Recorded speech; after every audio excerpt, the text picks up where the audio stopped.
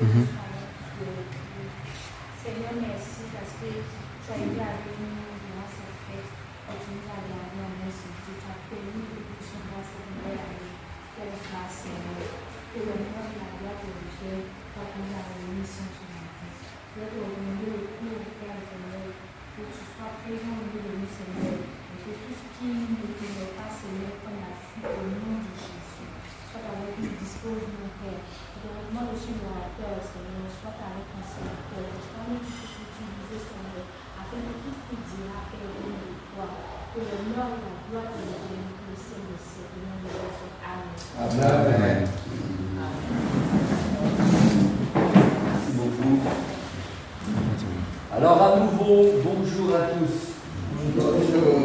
Ça va? Pasteur Paula, content de vous revoir, on s'est déjà vu ce matin. Oui. Donc on s'est très vite salué aussi, frère.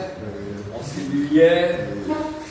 D'autres, je les ai aussi, frère. On s'est vu aussi hier à l'église. D'autres, je les ai vus aussi hier, je crois. Hier. Et puis d'autres, là aussi.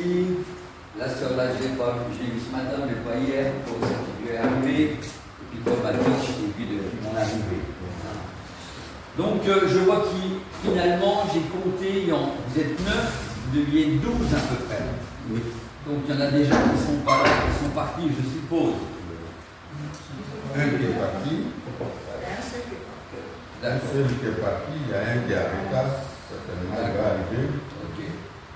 Pas de souci.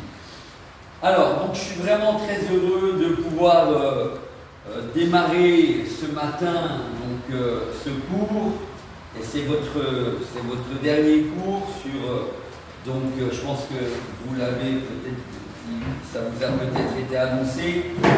En fait, je vais, durant cette semaine, développer 3 cours. Le premier, c'est sur la souffrance dans le ministère. C'est le premier cours. Alors, ici, bien sûr, on est à l'école des disciples.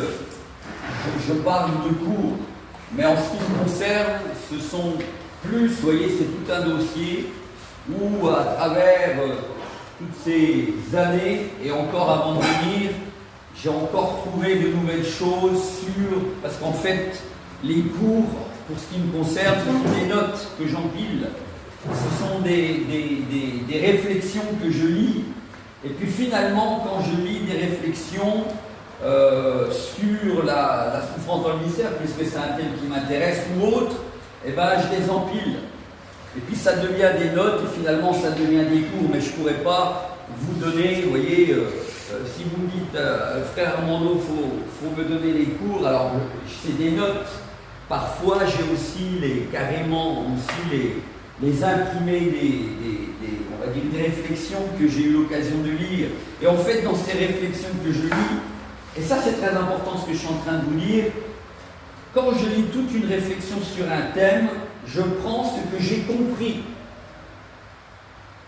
Pourquoi je vous dis ça?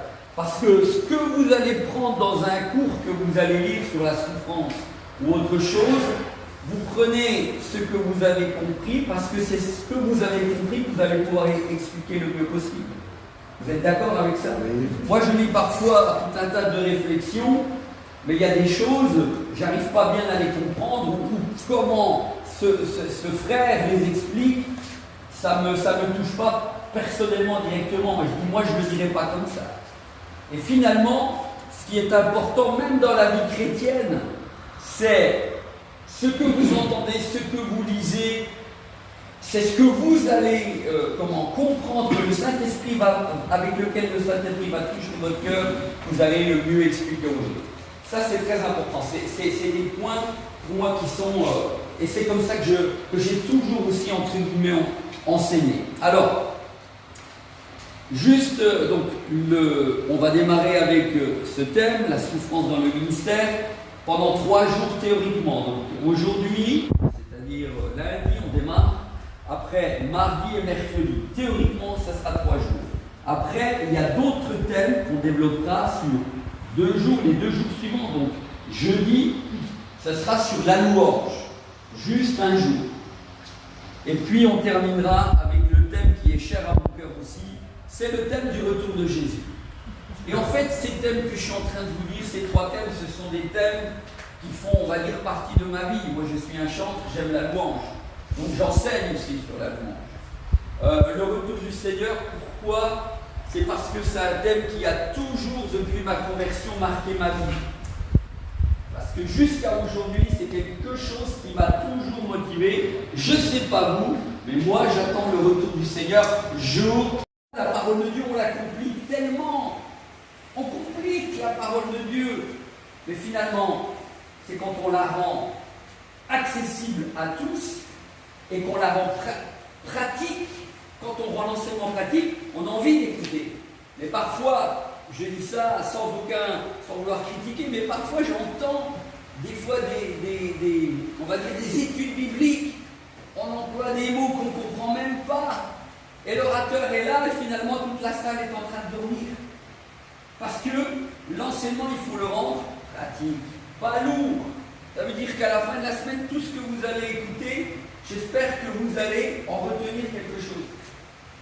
Et que ça vous aura changé. Et de même, j'espère que toute la session pratique des 3 mois que vous avez eu, vous avez pris des notes, et que ça vous a changé, ça vous a apporté quelque chose. Parce qu'autrement, ça ne sert à rien de faire une école, les amis. Et je dois encore dire que quand je vois le pasteur Boda, le frère qui était enseignant, ouais, c'est ça? Oui. Professeur. Oui. Quand j'ai entendu ça, je me dis, mais qui suis-je moi pour les enseigner? Moi, je ne suis rien du tout. Et c'est d'ailleurs le verset que j'avais ce matin, déjà ce verset qui est venu dans ma tête, et je me le suis vite envoyé pour le lire, vous le connaissez. Hein. Ce verset qui dit ceci. Alors j'aime prendre ma Bible. Pour moi, ce qui est important, ce n'est pas le téléphone, c'est la Bible. Parce que c'est pour ça que je la mets là. Mais là, je me le suis envoyé pour m'en rappeler.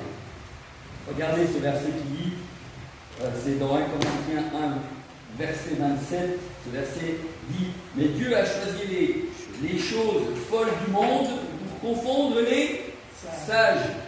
Et Dieu a choisi les choses faibles du monde pour confondre les fortes. Et Dieu a choisi les choses viles du monde et les plus méprisées, même celles qui ne sont point, pour anéantir celles qui sont, afin que personne ne se glorifie devant lui. Moi, je me considère comme quelque chose de vil, comme quelque chose de faible. Vous voyez? Et je suis tellement reconnaissant au Seigneur de pouvoir, entre guillemets, eh bien, peut-être pendant cette semaine, essayer de vous apporter quelque chose. Mais j'aurais jamais cru de ma vie qu'un jour le Seigneur allait me prendre et qu'il allait me dire, Armando, un jour tu enseigneras dans une école de disciples ou même ailleurs, hein. J'ai eu l'occasion. Mais qui étais-je? Qui suis-je? Rien du tout, mes amis. Quelque chose de vil, quelque chose qui était dans le péché, que Jésus a pris pour aller dans les nations et pouvoir enseigner, pouvoir prêcher l'évangile. Mais écoutez bien ce que je vais vous dire. Je ne veux pas oublier où le Seigneur m'a pris pour m'amener là où j'en suis aujourd'hui. Amen. Parce que vous savez ce que j'étais, moi? Le Seigneur est allé me chercher dans une boîte de nuit.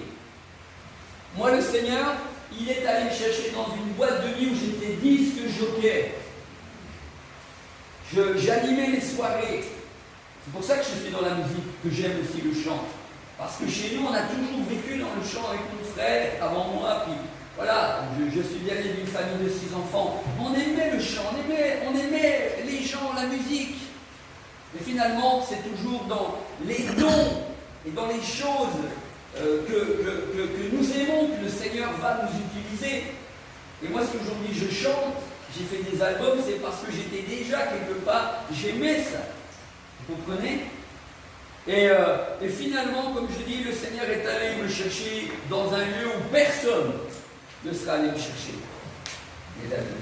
Parce que Jésus allait toujours, alors je sors un peu du thème, je suis en train de faire une introduction, mais tout ce que je vous dis là est important.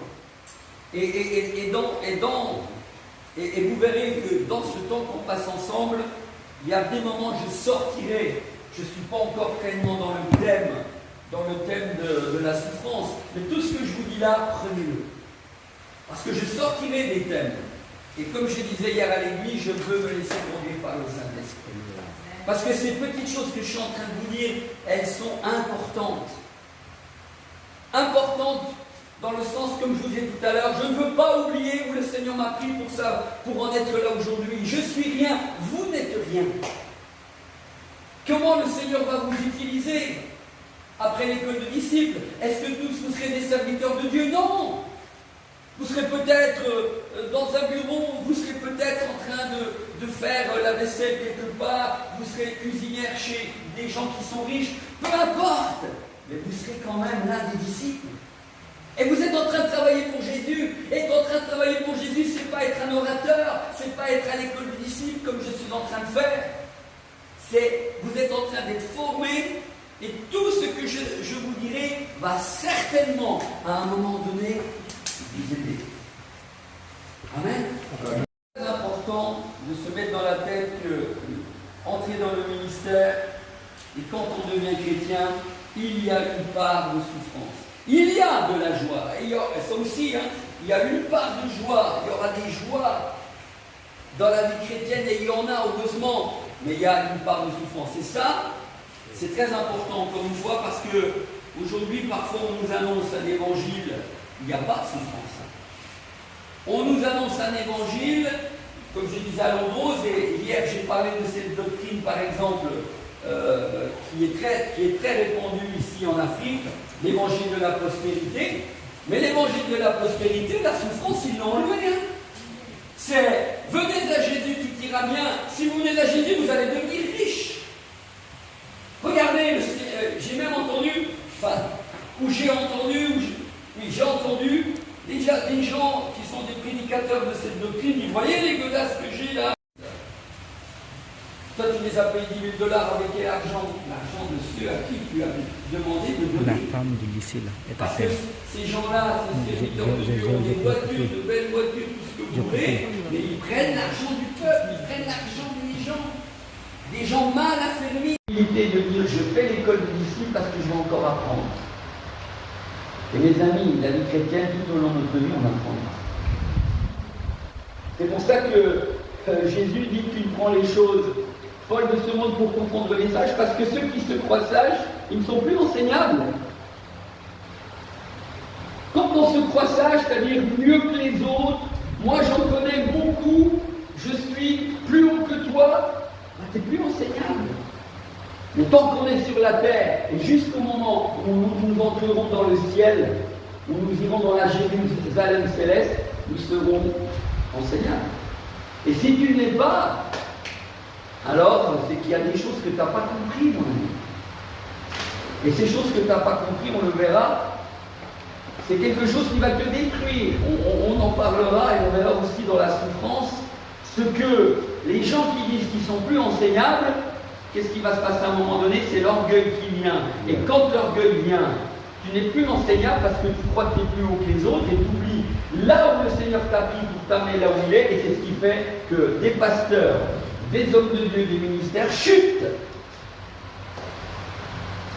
Et ça crée quoi?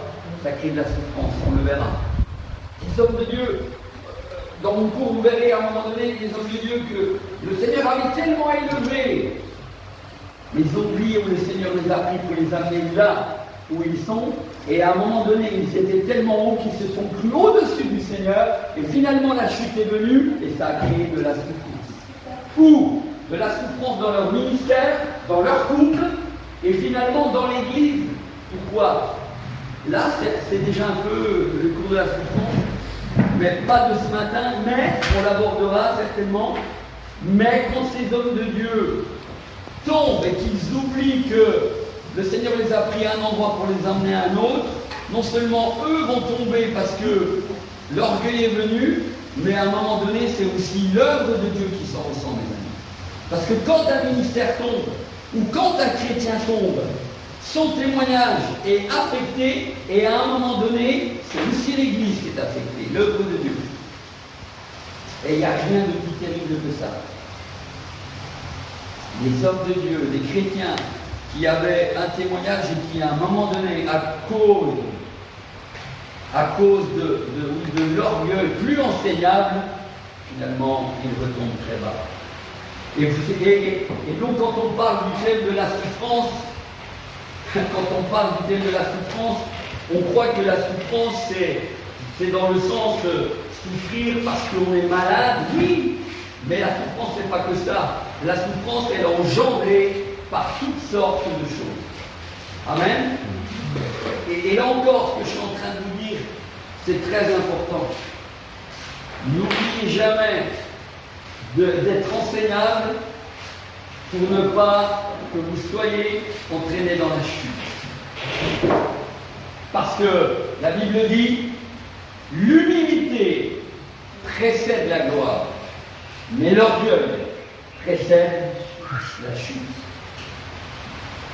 Et l'humilité, c'est être enseignable. L'orgueil, c'est que tu es plus haut que l'autre. Et quand tu es plus haut que l'autre, finalement, le diable va trouver la faille et va te faire chuter. Et il y a tellement de serviteurs de Dieu, si vous saviez, qui sont tombés dans le mystère que nous, on verra, où finalement, à un moment donné, ils ont gâché bien des choses.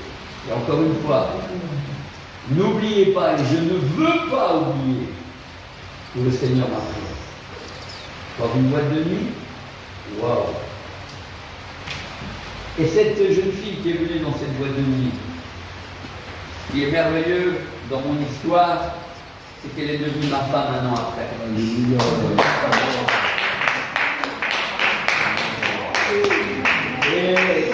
Et j'avais tout juste, à l'époque, à 18 ans, quand j'ai entendu parler du Seigneur. Cette jeune fille est venue dans cette boîte de nuit, je précise bien, non pas pour venir danser, mais elle était venue ce soir-là parce qu'elle était motivée par le fait de venir me parler du Seigneur. Et dans cette boîte de nuit, pour la première fois, j'ai entendu parler de Jésus, vraiment du Jésus de la Bible, de l'Évangile. Non pas que je ne le connaissais pas, si je le connaissais au travers de la religion de mes parents, puisque moi je suis portugais et au Portugal, c'est très catholique. Et donc, j'avais entendu au catéchisme beaucoup de choses sur Jésus. J'allais à l'église parce qu'il fallait à l'église. Mais ce soir-là, quand elle m'a parlé du Jésus qu'elle a rencontré, qui avait changé sa vie, j'ai vu qu'elle avait quelque chose que moi, je n'avais pas. Mais, moi, j'avais une religion, mais elle avait le Seigneur Jésus. Est-ce que vous voyez la différence? Moi, j'avais une religion, mais elle avait le Seigneur Jésus. Et la religion ne change jamais qui que ce soit. Mais quand vous rencontrez la personne de Jésus même, qui est Jésus, le Fils de Dieu, celui qui est mort à la croix.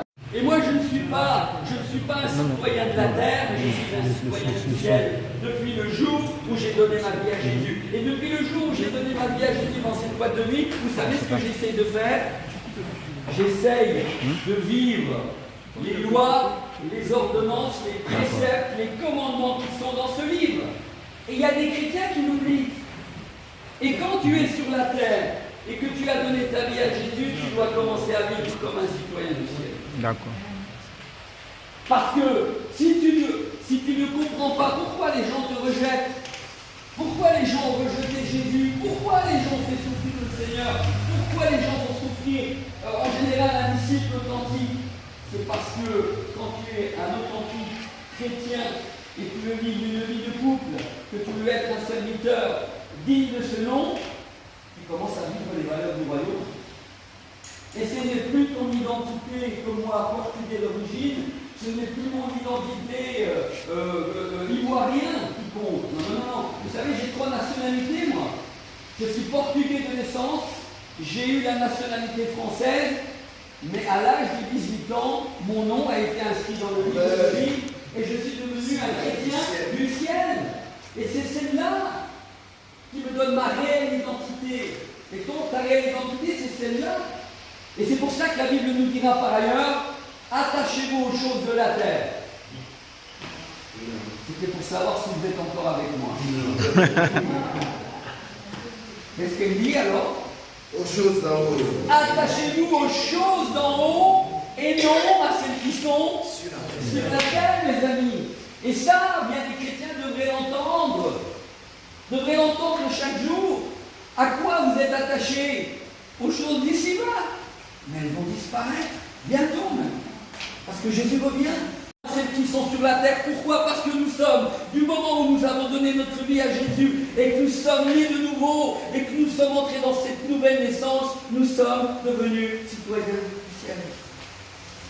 Et en tant que tels, en essayant d'appliquer au mieux ce que dit la parole de Dieu dans ses lois, ses préceptes, ses ordonnances, nous allons souffrir. Tu dois te préparer à cela. En tant que couple, en tant que ministère et en tant que disciple. Encore une fois, il faut que ça puisse rentrer dans votre tête. Quand j'ai fait ce cours, je me rappelle une fois avoir fait ce cours au Togo, à l'école de disciples, et il y avait une jeune fille qui était venue faire l'école aussi comme toi, Mathis, elle était venue à Agou depuis la France. Alors que j'avais fait le cours, quelques semaines, quelques mois après, elle m'a envoyé un email. Donc, à travers l'internet, où elle me disait: Frère Armando, les cours que vous nous avez donnés sur la souffrance sont, en gros, c'est ce qu'elle disait, sont en train de m'aider dans ce que je vis maintenant, dans la phase pratique. Dans la phase, pratique, sur le terrain. Ça m'a touché parce que ce qu'elle a entendu, elle commençait à voir que ce qu'on avait étudié était la vérité. Parce que quand tu vas sur le terrain, tu vas commencer à souffrir. Et si je vous posais la question, Pasteur Poda, vous qui êtes dans le ministère, on va le voir aussi tout ça. Les amis, vous allez voir que le ministère, il y a tellement de gens qui veulent y entrer, qui veulent être pasteurs, qui veulent être évangélistes, qui veulent être, selon Éphésiens 4:11, ils veulent être soit pasteur, prophète, évangéliste, mais il n'y a pas que ça. Il y a les 5 ministères que Dieu a donnés à l'Église pour l'édification de l'Église, et on veut tous être ça. Mais si vous saviez ce que c'est que le ministère, il y a des gens qui diraient: je ne veux plus y aller. Et là, on est en train de me voir, vous dites: ah, qu'est-ce que j'aimerais être comme le frère Armando. Si vous n'êtes pas appelé à être un évangéliste ou quoi que ce soit, n'y allez pas, mes amis. Parce que même en ayant l'appel du Seigneur, et je sais que j'ai l'appel du Seigneur, mais vous ne savez pas les souffrances que ça engendre derrière. Vous ne savez pas le prix qu'il faut payer pour ça. Vous ne le savez peut-être pas encore. Vous allez peut-être l'apprendre quand vous allez trouver quelle est votre destinée dans le cœur de Dieu et que réellement vous allez entrer dedans. Mais votre destinée dans le cœur de Dieu, comme je vous ai dit tout à l'heure, emmagasinez-le. Ce n'est pas être spécialement un des 5 ministères, mais c'est cuisinière. Là où vous allez travailler dans une famille riche, c'est être dans une usine en train de travailler, c'est être un témoin là où vous allez enseigner, comme le frère l'a fait pendant des années dans une école. Ça aussi, c'est le ministère. Parce que le ministère, finalement, ça veut dire quoi? Service. Là, c'est dans mes notes. Mais j'ai emmagasiné. Ministère, c'est pas une médaille. Vous voyez, je suis un évangéliste, je suis un pasteur, je suis un prophète. Non, non. Derrière le mot ministère qu'on aime tellement mettre devant, le mot ministère, j'ai un ministère, ça veut dire service. Service, ça veut dire servir les autres. Et vous êtes appelés, en tant que citoyens du ciel, à servir et à souffrir. Parce que quand tu sers avec tout ton cœur, avec les lois du royaume, tu peux te dire que service, il y a aussi souffrir. Donc, ça veut dire servir, mais forcément, quand vous servez, tout ne va pas être rose. Et comme je vous dis, Pasteur Poda et d'autres frères anciens, frères qui ont enseigné, mes amis, et engagés dans une église, le frère qui est enseignant, mais il y a eu des moments dans le ministère de souffrance. Si je vous laissais la parole et si vous vouliez témoigner, certainement que vous pourriez en dire des choses. Et je peux en dire, j'ai 60 ans, vous dire que tout a toujours été rose? Les amis, non. Aussi bien dans mon couple, aussi bien dans ma vie de disciple, aussi bien en tant que serviteur de Dieu. Et une de mes prières, c'est Seigneur, aide-moi à grandir et à être un bon témoignage en tant qu'époux, en tant que grand-père, parce que j'ai maintenant des petits-enfants, parfois même avec mes petits-enfants, c'est pas simple. Aujourd'hui, c'est pas simple. Aide-moi à être un bon serviteur de Dieu et aide-moi à être un bon disciple. C'est encore une de mes prières maintenant, parce que c'est dans ces domaines-là, en tant qu'époux, en tant que grand-père, en tant que disciple et en tant que serviteur de Dieu, où j'ai le plus de mal. C'est bon, on y va. Pourquoi? Parce que c'est pas simple, mes amis. Non, il va pas plus de Alors on Il essaie attend de faire c'est 10 ce minutes qu'on de peut. puis le coupe. C'est tellement difficile, les amis. Et c'est tellement difficile, mais c'est tellement beau de pouvoir avoir la grâce. Mais quand j'avais 18 ans et que j'étais dans cette boîte de nuit, Jésus est allé me chercher là où personne ne serait allé. Comment? Au travers de qui? Au travers d'une jeune fille qui ce soir-là est venue dans cette boîte de nuit, non pas pour danser, mais pour venir dans ce lieu où personne ne voulait peut-être aller. Et cette jeune fille est venue, elle m'a parlé ce soir-là de l'amour de Jésus, de comment Jésus avait changé sa vie. Étonnant, hein? Et du temps du Seigneur, c'était exactement la même chose. Du temps du Seigneur, Jésus, quand il allait vers les prostituées, quand il allait vers ces gens que la société rejetait, les gens vils, les gens que le monde ne veut pas regarder, eh bien Jésus, il allait vers elles. Il me disait, mais il va avec des prostituées. Hein? Et Jésus n'allait pas spécialement avec les gens de prostituées, des femmes prostituées. Les gens disaient même, il va avec des gens de mauvaise vie.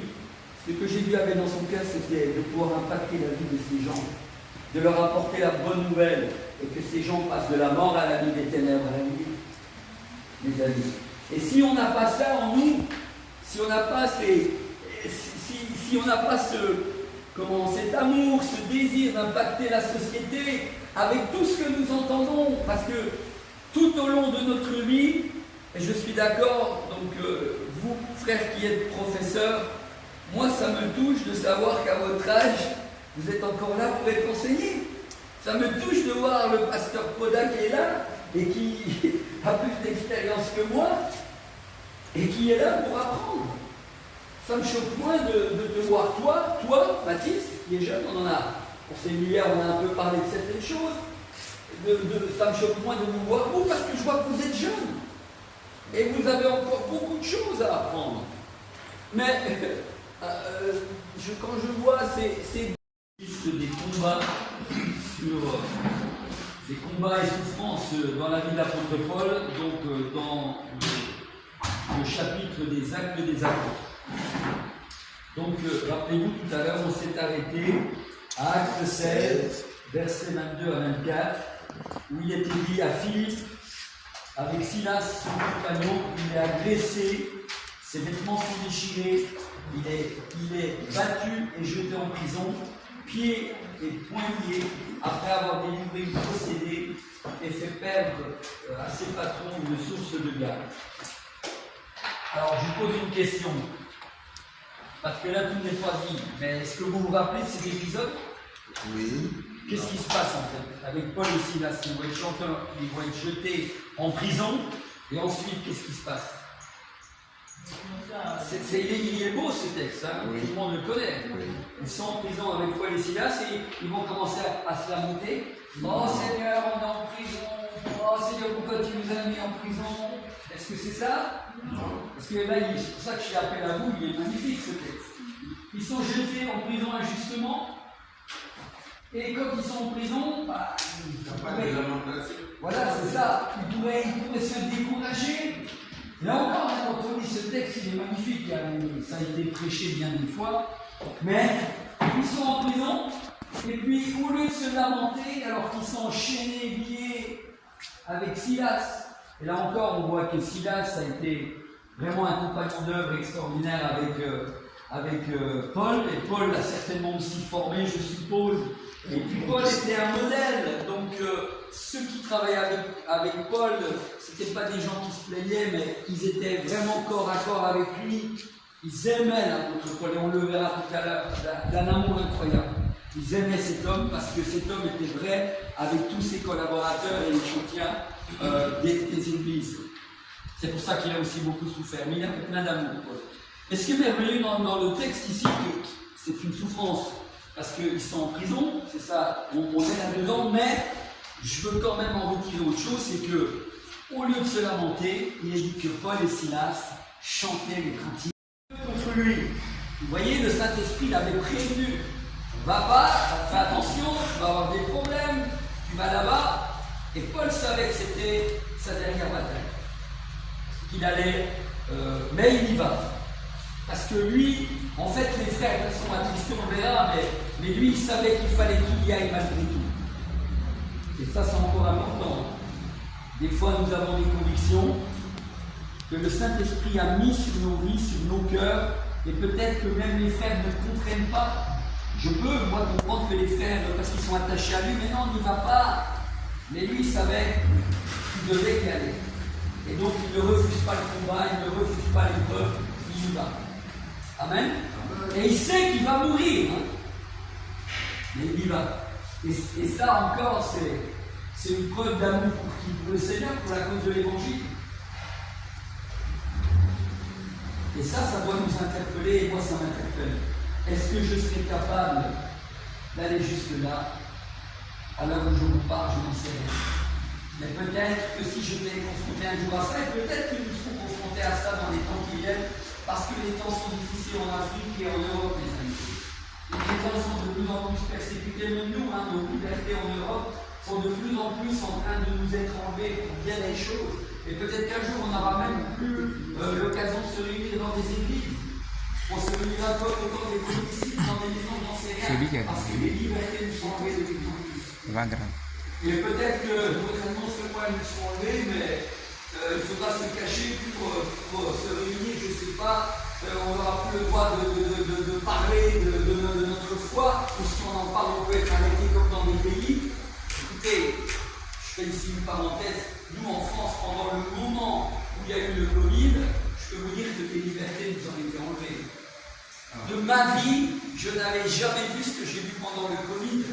Pendant le Covid, nous en France, quand il y avait le couvre-feu, si on voulait sortir 1 heure par jour, il fallait remplir une feuille, la signer. Et il fallait qu'on ait cette feuille sur nous. On avait le droit de sortir 1 heure. Et il fallait avoir cette feuille sur nous, que si on était contrôlé par la police, il fallait montrer patte blanche. J'ai dit, dans ma vie, j'ai jamais vu ça. C'est comme si on était en temps de guerre. En temps de guerre, c'était des couvre-feux. Et vous savez ce qui se passe quand c'est comme ça? On vous dit, ah mais c'est parce que c'est le couvre-feu, c'est parce qu'il y a la Covid-19, et donc cette loi, elle est là simplement pour ce temps. Mais le problème, quand le Covid n'est plus là, ces lois, des fois, elles restent. Et ça veut dire qu'on vous prend un peu de liberté. On vous prend un peu de liberté. Et finalement, on arrive à guider les gens dans les peuples, dans des choses qui sont contraires à la Constitution, qui sont contraires à des choses qui sont contre la liberté des citoyens. Et franchement, je dis là, ce que je veux dire, c'est que nous, c'était ça. Ici en Afrique, c'est peut-être autre chose, mais je crois que comme nous sommes dans les temps de la fin et que nous savons que le retour du Seigneur est proche, alors de plus en plus, nos libertés sont la liberté d'annoncer l'évangile, la liberté de parler de notre foi, la liberté de culte, nous en France. Pour l'instant, ça y est encore, mais il y a des lois qui se sont mises en place et qui ont resserré cette liberté de plus en plus. Je ne sais pas si vous avez entendu parler on appelle ça des lois de séparation ou séparatistes, je ne sais plus exactement, où maintenant les choses, où le Seigneur nous renouvelle, où il nous donne de l'huile fraîche, on l'a lorsqu'on vient dans sa présence. Et c'est ce qui fait que, regardez par exemple quand Moïse passe 40 jours et 40 nuits dans la présence de Dieu sur le mont Sinaï, si j'ai bonne mémoire. Quand il descend, il n'est pas le même homme. Quand il va, alors il veut voir, enfin, Dieu l'appelle pour lui donner les 10 commandements, et finalement, quand il descend, il rayonne tellement de la gloire de Dieu, on peut dire tellement de l'onction de Dieu qui est sur lui, que quand il descend et qu'on le regarde, qu'est-ce qui se passe? On est obligé de lui mettre un voile parce qu'il rayonnait de la gloire de Dieu. On ne pouvait pas le regarder, c'était un homme. Et qu'est-ce qui a fait ça? C'est les 40 jours, les 40 nuits qu'il a passé avec Dieu. Et quand tu passes du temps avec Dieu, c'est cette onction qu'il renouvelle sans arrêt. Ta dose d'onction, on va dire, grandir. Amen. De même que quand je passe du temps avec le pasteur Doxa, pour l'instant je connais à peine, mais plus je vais passer du temps avec lui, plus je vais le connaître à un moment donné par cœur. C'est une façon de dire les choses. Et je vais tellement le connaître dans l'intimité, dans le temps que j'ai passé à parler avec lui dans son bureau, à se connaître, à manger ensemble, qu'à un moment donné, il n'a même plus besoin de parler. Des fois, le fait de le regarder, un signe, quelque chose, et je sais ce qu'il veut dire. C'est pour ça qu'il y a aujourd'hui des hommes ou des femmes qui écrivent ce qu'on appelle l'histoire, j'ai plus le mot, de quelqu'un, mais ils arrivent en fait à écrire l'histoire de quelqu'un sans l'avoir connu. Pourquoi? Parce qu'ils ont fait des recherches sur, je ne sais pas, Victor Hugo. Ils ont fait tellement de recherches sur cet homme. Ils sont allés à la bibliothèque, partout. Ils ont écrit une biographie, c'est le mot. Ils ont écrit une biographie sur cet homme. Et quand le livre sort, on l'invite à la télévision, on lui pose des questions sur Victor Hugo. Et cet homme, on a l'impression qu'il le connaît comme personne. Pourquoi? Il l'a pas connu intimement, mais il a fait des recherches. Il a tellement fait de recherches qu'il le connaît. Et nous, si on veut connaître le Seigneur, on a le livre des livres. Alléluia. Et plus vous passez du temps à lire ce livre, plus aussi, parce que pour moi, le fait de lire la parole de Dieu, il y a aussi dans ce livre quelque chose qui se dégage, parce que ce n'est pas n'importe quel livre, c'est le livre de Dieu. Et là aussi, nous recevons de quelque chose. Je pense que nous recevons de la présence de Dieu, nous recevons de sa parole, qui nous nourrit, qui nous donne de l'onction, je le crois. Et dans cette intimité, ensuite il y a le temps de prière, et dans ce temps de prière où nous cherchons à le louer, à l'adorer, à passer du temps, peut-être à pleurer devant lui, il y a quelque chose qui se dégage et qui vient sur nous. Voilà, parce que nos vies sont pleines de péchés parfois, et nous ne pouvons pas venir devant le Seigneur comme Marie, avec plein de péchés, avec plein d'amertume, mais nous devons nous dépouiller de ces choses pour venir devant le Seigneur et pouvoir être agréé de lui en ayant réglé nos vies.